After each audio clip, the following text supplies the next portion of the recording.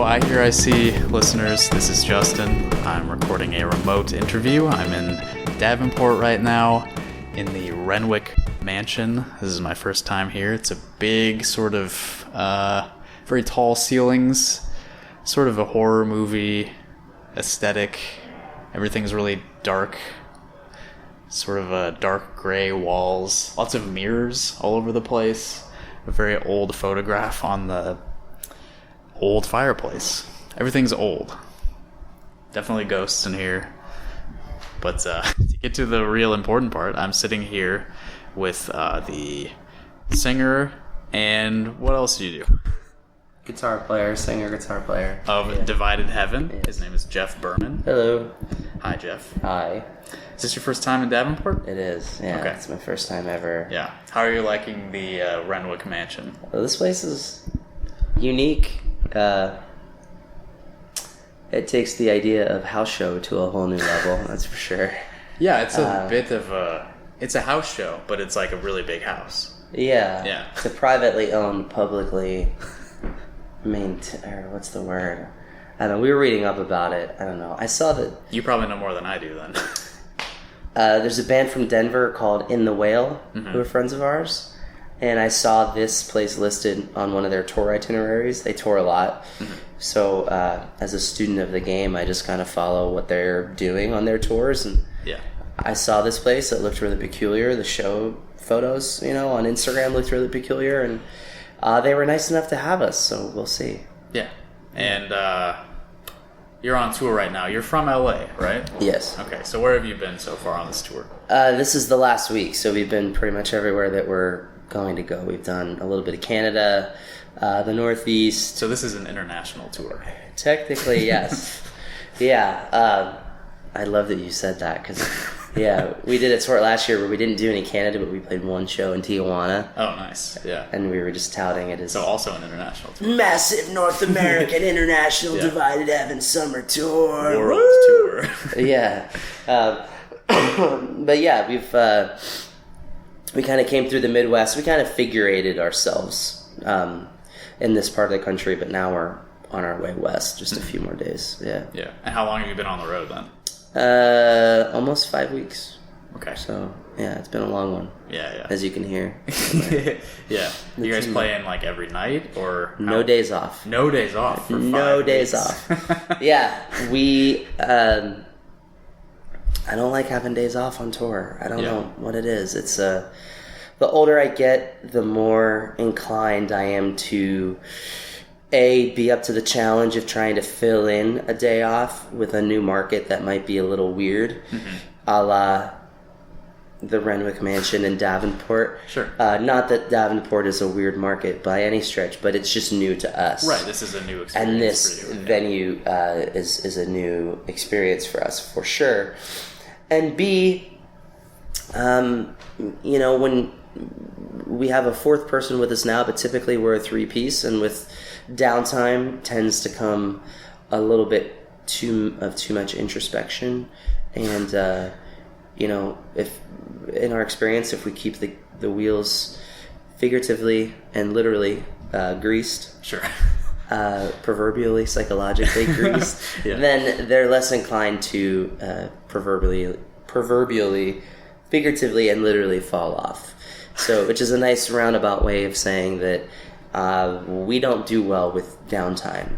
If we have a day off, you get distracted, or it's just like the momentum dies out. Sometimes the momentum dies. Sometimes I just get a little bit too much into my own head, and then I start thinking about other, upcoming tours and playing every day.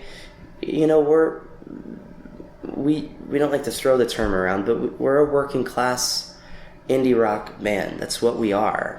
We're on labels, but they're small labels. We work sometimes with agents and talent buyers, but it's small time, so we can't afford to just be, in Dubuque on a day off. Sure, at a hotel. Like a tour isn't like a vacation for you. No, this is your job. And so we don't tour with bands that treat it like that, and we don't have people in our band that treat it like that. We look at it as enjoyable work, but it's work nonetheless. So when we're not home, we want to tour and work every day. Yeah. And how long have you been a touring musician? I started playing in bands when I was 13, but really didn't do a tour until I was 17. Okay, that's still pretty young. Yeah, so the first tour I did was 20 years, to answer your question, because the first tour I did was 1999. Yeah, wow. And I was 17, and my band at the time, called the Statics, with a K, just so stupid. But we went out to California from Pennsylvania, and wow, we were like, yeah, it's a long trip. We were I was so naive and so in over my head. I mean, I think were you all like around that age? I was the baby of the band, so I think the singer was also under 21. He might have been 19 or 20, and then the two others were 22 or 23. So yeah. we were babies, but it was a unique experience for sure. But I got a taste of it, so I always kind of tried to do a little bit more touring every summer, and so 20 years. And you've been doing it pretty regularly, like every summer. I took a few years off from actual touring. I just had career type jobs, jobs for a while. But since 2012, so for the past 7 years, I've been touring. That's kind of my main thing, either touring solo or touring with a band, and just keeping it going. Yeah, so how long has Divided Heaven been around? It started as a solo endeavor in 2007. Okay. When I was living in New York City. And then my buddy was kind of playing, backup acoustic guitar with me, and we did kind of a little duet thing. And then I really didn't like it, so I put it on hold. I moved to Los Angeles, and I restarted it again in 2009. So, for the EST period, 2000 whatever, we claim 2009 as our so you're birth kind of, stamp. Yeah, that's when it was rebirth. Yeah, like we were conceived in 2007, but we were born in 2000. It was a long gestation process. Right. Yeah. But really, the carnation that it is now has been since 2014 in kind of a lighter capacity, but we've been really touring a lot as a full band for 2017, 2018, 2019. Okay, so you picked it up a lot in the last couple of years. Yeah. And you're usually a 3-piece, yeah? That's what every once in a while a 4-piece. Uh-huh. But 3-piece on the road, pretty much exclusively. Okay. Yeah. I confess I'm not super familiar with your music, but okay. I did listen to Cold War yesterday, just so I wasn't going in completely dark, Yeah. How would you classify your music? What do you call it? There's a couple of different ways you can go. It's an interesting question because it's a difficult one to answer. Yeah, I hate answering a question like that, but I have to ask it. We are... I think for Nick and I, at least, we're punk rockers. We're punks. I still... Even though I don't have a mohawk, like I'm still that guy. I'm still that kid. So at certain moments, it feels right to say we're a punk band, but we're a punk band that your mother would like. At the same time, we also don't really fit the idea of what a punk band is in 2019 either. So okay, so what is a punk band in 2019? I don't know. Okay. I mean that seriously. We it's almost easier to say what we're not. Pardon his recent transgression into illegal and just fucked up activity. We for the past 2 records we kind of used like the Ryan Adams or the Ryan Adams and the Cardinals kind of vibe as kind of our North Star for what to do, and we worked with the same producer that he was working with, our buddy Charlie, and so that was kind of what we tried to create for Cold War, for the record, and we tried to kind of translate that into having a set list that is a little bit Ryan Adams or Jason Isbell, but also a little bit Bouncing Souls, and maybe like a little bit kind of like delicate style replacements, ballads type thing. Sure. And yeah. we wanted to be a band that challenged the notion of what a rock band could be. You know, to my dad, we're a rock band. Sure. But to put it simply, but if you were to say, are you a rock band? When I think of rock bands in 2019, I think of bands that are still stuck on, ReverbNation.com that aren't going anywhere. So it has that stink to it, that stigma to it. Indie rock is kind of a little now. New indie rock is a little too nuanced and a little too kind of lo-fied for what we are. So I feel like if we were in the 80s, we'd be kind of lumped in with the REMs of the time or the replacements of the time. But now, because everything is so much more kind of decentralized and put into all these subgenres. This is the longest answer to the question that you probably have ever heard, because I'm rambling. No, it's but good. Fuck it. I don't really know, man. I think we're an indie rock band that's played by punk rockers. Okay. Or your parents' new favorite rock band. That's how the demographics are skewing. So that's what I'll say. That's nice. I mean, I will say it's hard to, unless you're very intentionally meaning to fit into a certain kind of label, with it being so atomized and there being so many different subcultures and everything, it is hard to really, I guess, define what you're making at this point in our culture. It's not probably when you started out 20 years ago, there was a little bit more of a mainstream, right? Everybody was, even if they were reacting against mainstream culture, everyone was aware of one set of things that is this is what our pop culture is generally. Right. This is what everyone has a common experience with. But now it's you can just go your whole life without hearing any music that anyone else listened to. You can just find your own stuff and dive completely into that and never experience pop radio. Yeah, I think that's true. But I think every band, whether they want to admit it or not, kind of has a little bit of a guideline roadmap laid out for them that is in the form of a mainstream band that has had success. Sure. So if they want to also achieve success. or even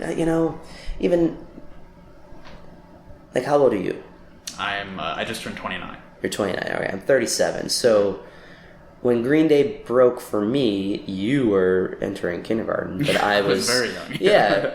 And obviously nobody's holding that against you for being, so young, but I looked at that and I thought, if that's achievable for what they sound like, then it's achievable for what I sound like. So if I'm in a band, for the longest time I was in a street punk band that, and we're watching the Casualties become popular. It's not like they're Green Day size, but they're popular. They're still going. They've had legs for, 25 years at this point.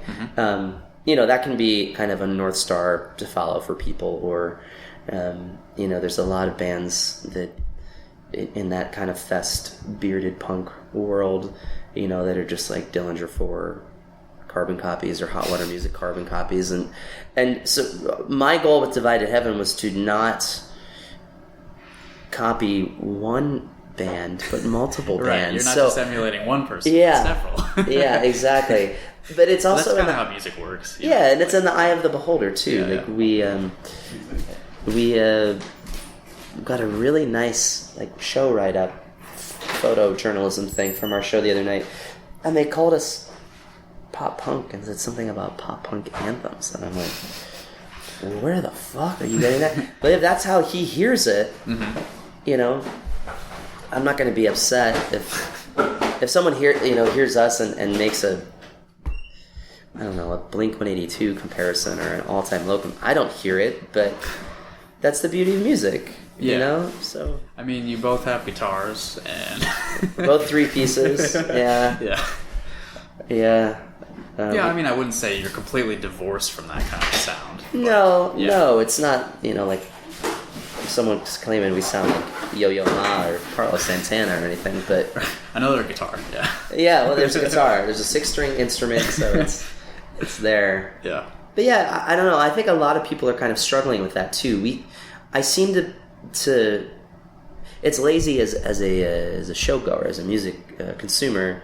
When you hear a band, you could be like, oh, this band just sounds like Joyce Manor, or this band is like, they sound just like Teenage Bottle Rocket or Anti-Flag or whatever. But I find that if I find myself thinking that, then I'm probably on to something,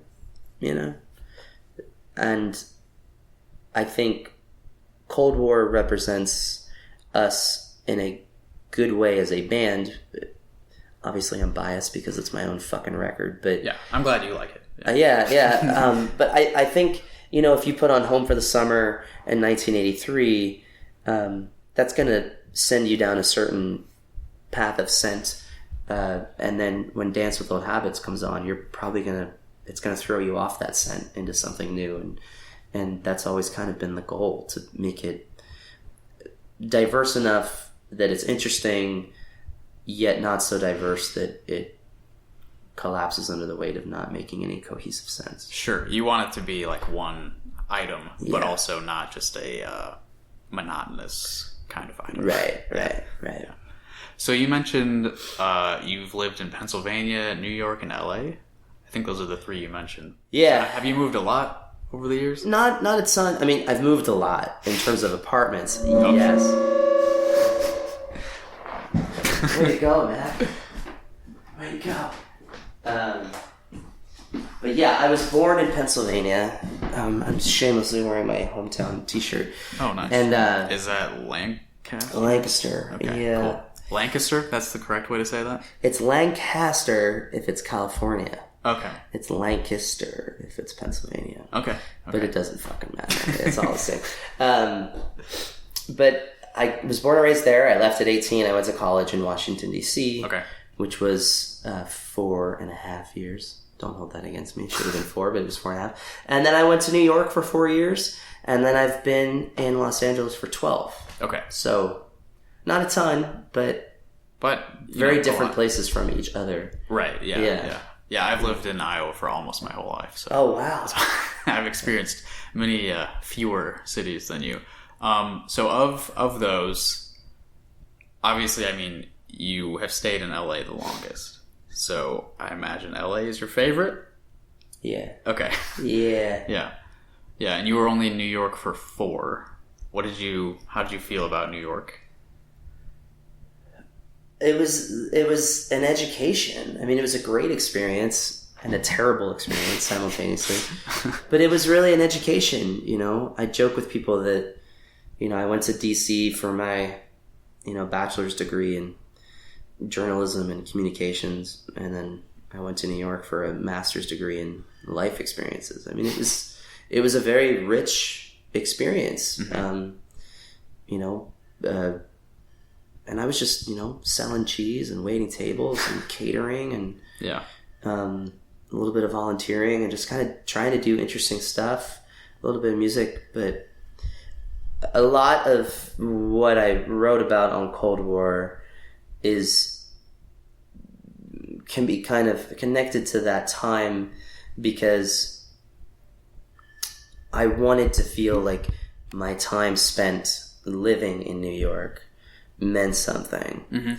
And the reality is that a city is an inanimate thing. It's not a human. It's not, we give it these descriptions, these poetic descriptions of how it breathes and it lives and it provides this safe haven for us. But the reality is, as a collective, and every city is like this, it's just an indifferent entity.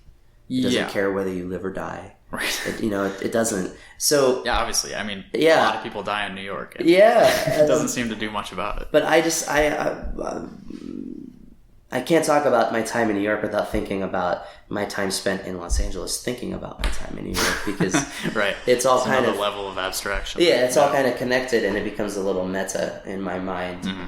but a good source for songwriting inspiration because it's I think maybe you'll discover this. I don't want to be presumptuous, but when you're in your 30s and you think back about how you were in your 20s and aspects of your life and your experiences in your 20s that meant the world to you don't mean the same necessarily in your 30s, or that didn't mean shit to you when you were younger, that now you look back and you realize how valuable they were. And I just tend to think geographically. So if I think about something like that happened to me, I think about it happening within the backdrop and the landscape of wherever I was living at the time. And I don't know, that's kind of been what that was what birthed the idea of Cold War, and that sure, and trying to connect with this, this entity, this city, this. So where did Cold War, the title, come from?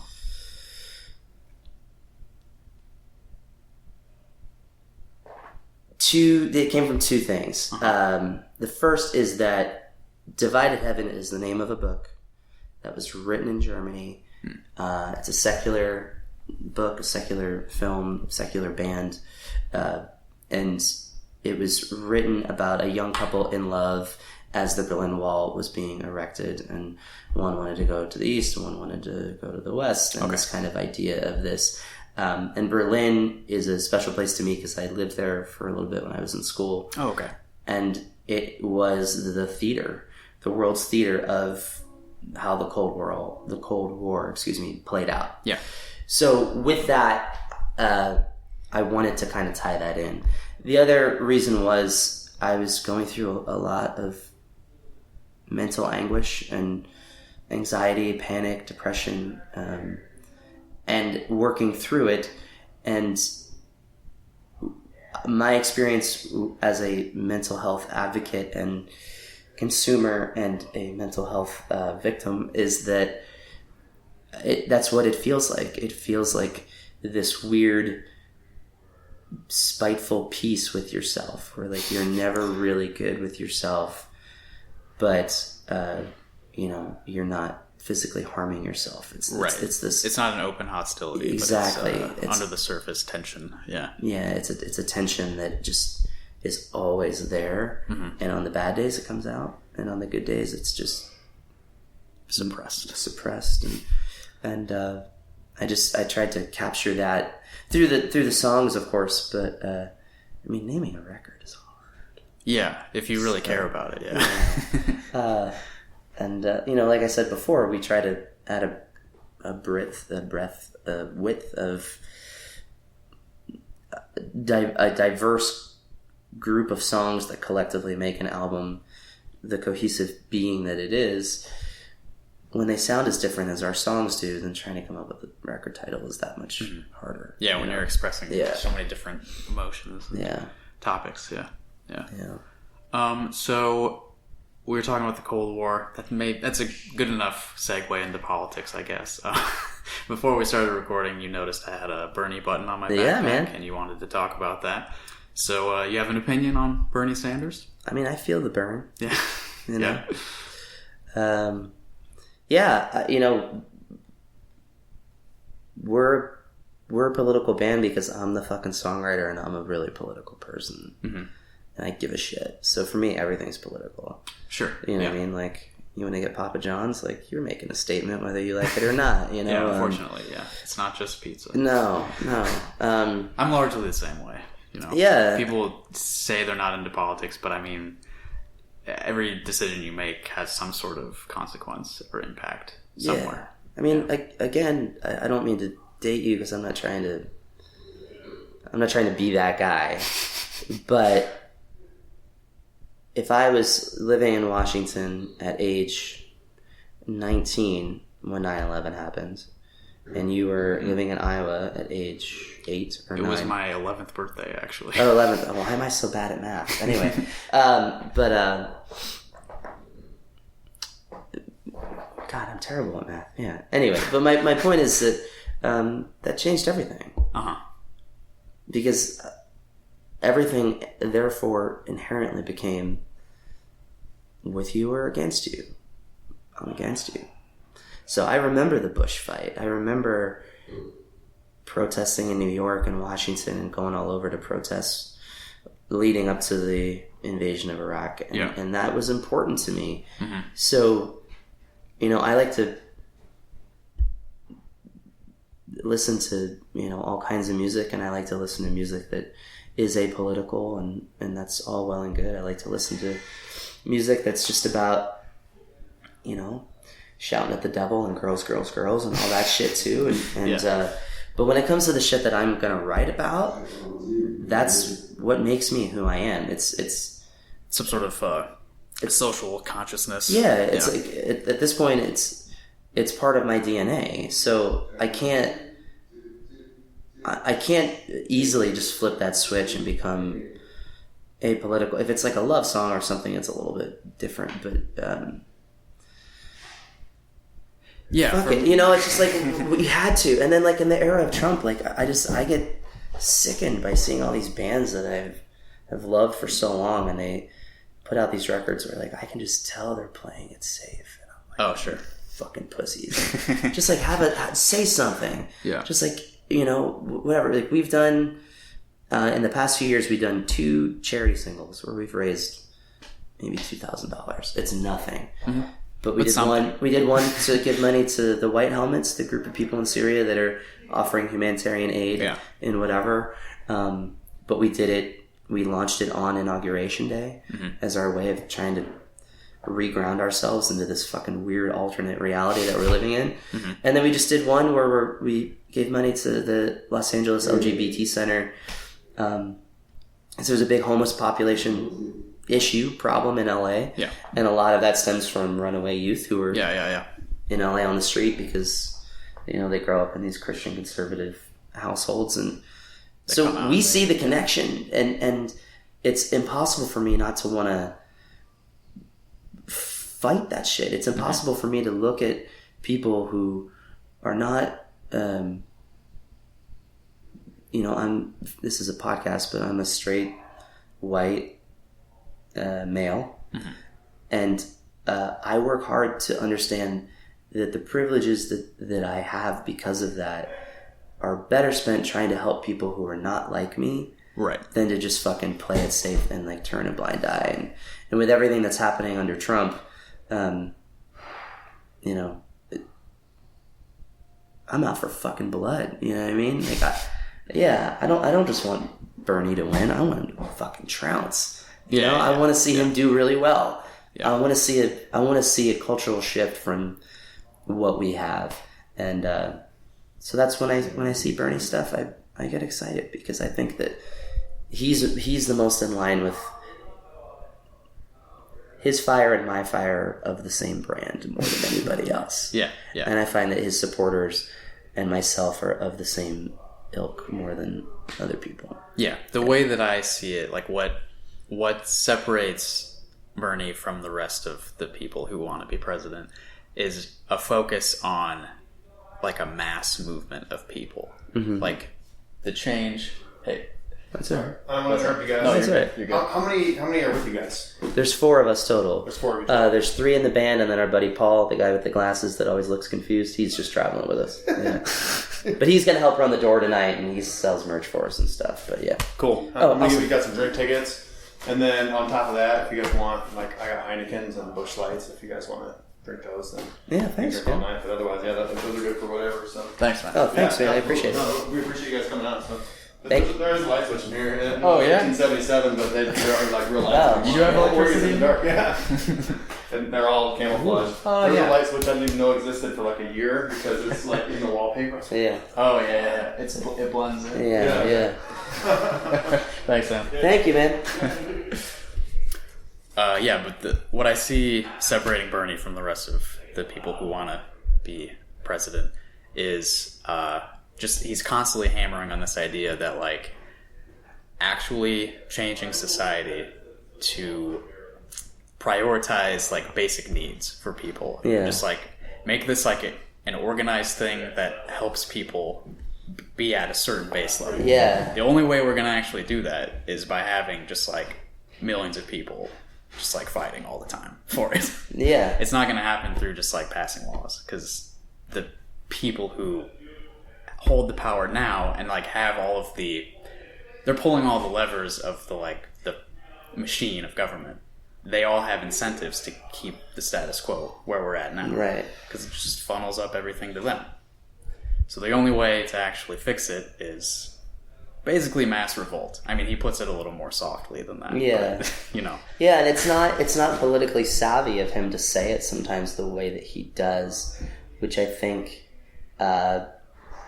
frightens people, and frighten's not the right word, but it turns them off to the idea of him as a presidential figure. And at this point, like, I say fuck that. Right. A lot of people, they feel like they're too serious for something like that, I guess. Like the electability. This is just how it works. Yeah. You know? Yeah. Yeah, or accepting. I mean, I don't know. New record and tour notwithstanding, as somebody who is passionate about helping other people and politically passionate, and also somebody in a position that just gets to travel around the country for 4 months out of the year pretty much, on one hand I'm really optimistic about people, but I'm terribly pessimistic about their politics. And I think that, without making this a Bernie commercial, but I think that he's the one that can bridge that gap better than anybody else. I don't think it's going to be some fucking moderate pussy. Sorry to use such a derogatory term, but like some moderate wimp or some play it safe jabroni. Like,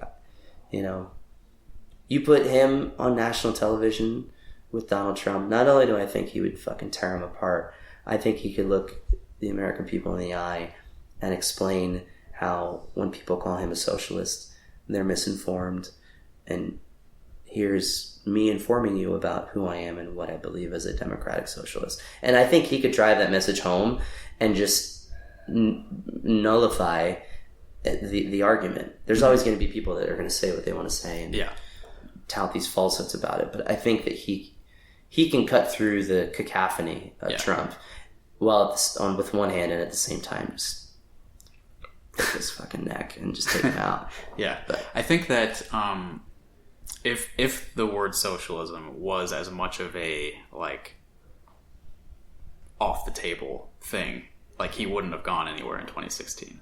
Yeah, it would have just been like a dead campaign entirely.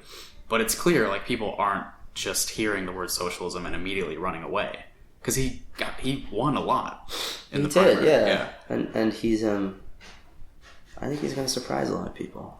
Yeah, hopefully. And I think Warren is too. Yeah. So, if they can find a way to coexist, then we'll see. But yeah, we can. We don't need to get into the weeds about the political process. But what is it like for you as an Iowan who gives a shit, who has like the most antiquated ass backwards caucus system like in the whole fucking country, about that, huh? And you're first on, you bat lead off in this whole process, and all these jabronis from Washington and New York and Los Angeles that come here every 4 years and probably tip you poorly and walk on your lawns and treat the locals like shit. Yeah, like they're just sniffing for the biggest pile of, they're just sniffing for the biggest story. But like as an Iowan, like how do you see that process play out? Where if the rest of the country is so fixated on you, what is the other side of the mirror like?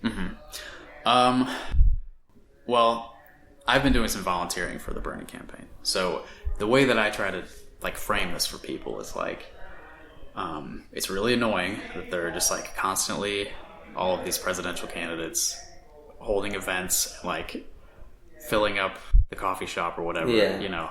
They create a lot of traffic, and I mean most people don't want to like see them. it's not that important to them. They'll vote maybe, but they don't need to like be seeing you in person all the time. Mm-hmm. So a lot of people see it as basically just a nuisance. And the caucus system is, yes, very it suppresses turnout because it's such an annoying, complicated way of voting. Yeah. You have to actually show up to a place at a certain time. You have to stay there for at least like 2 or 3 hours. And everyone sees who you're voting for. You can't, like, if you're worried about any sort of backlash, like, you're in a room with all of your neighbors and they see who you're voting for.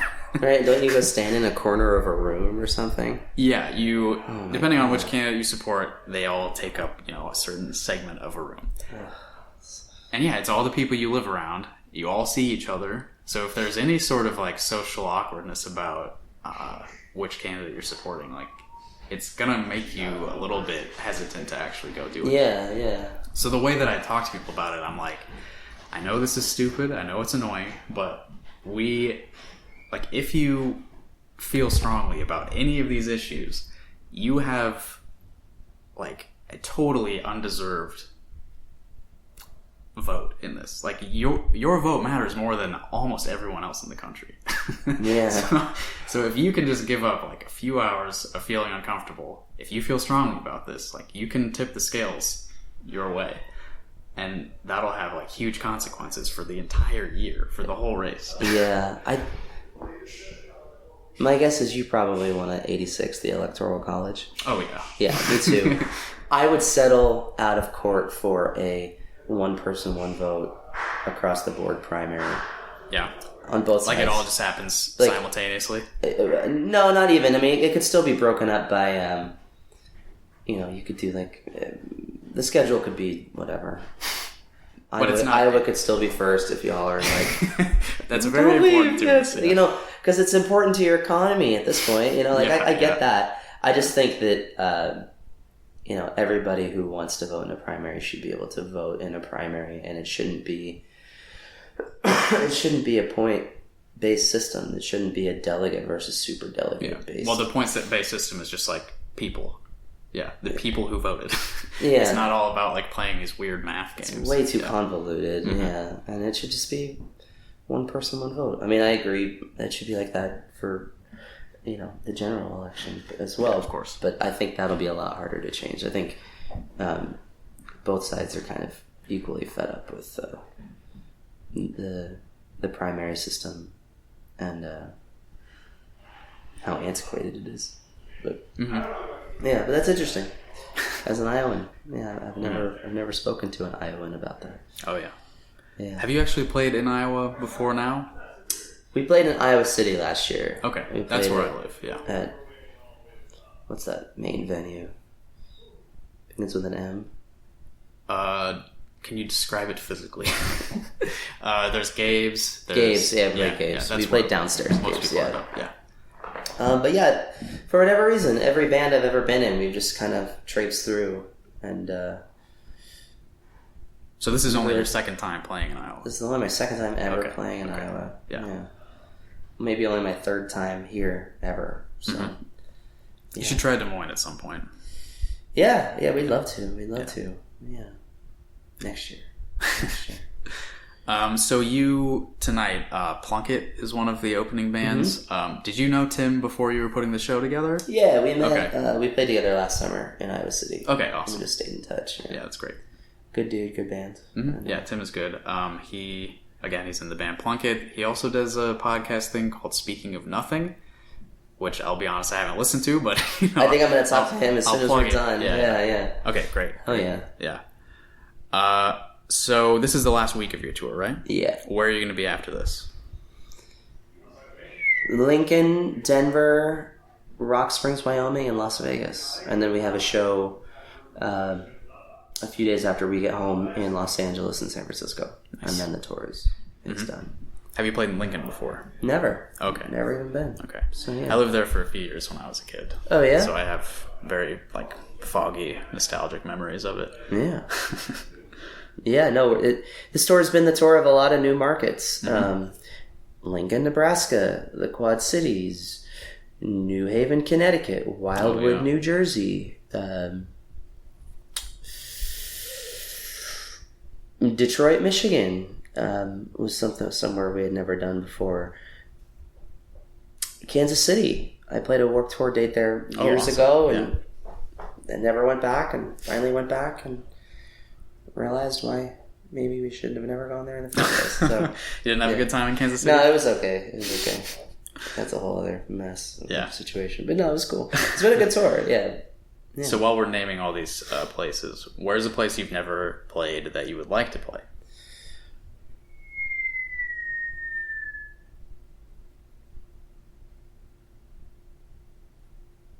Mexico City. Mm-hmm. You did Tijuana. You did Tijuana, which is like, yeah. I would like to do a proper, like a proper week-long tour of Mexico. I'd like to do a proper 10-day thing across Canada. I think that would be cool. So yeah, I don't know why I'm thinking like Mexico City, Calgary, Alberta, Canada, maybe. Never been to Australia. I'd love to do that.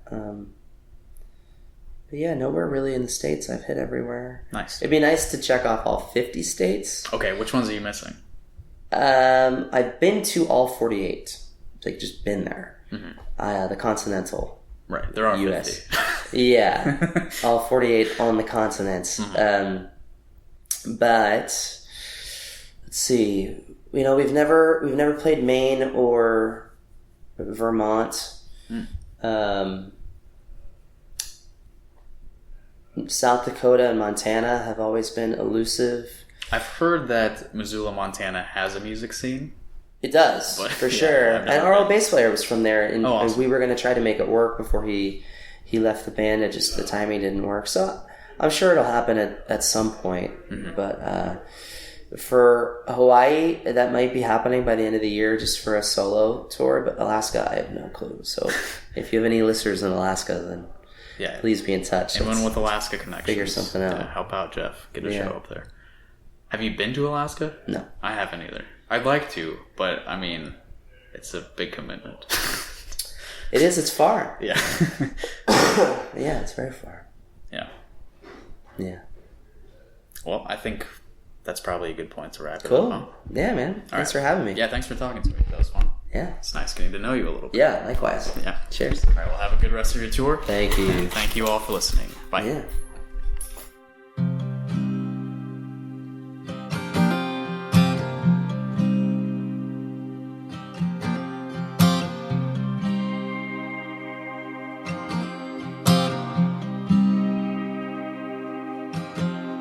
Feeling like a runaway, itching in my skin.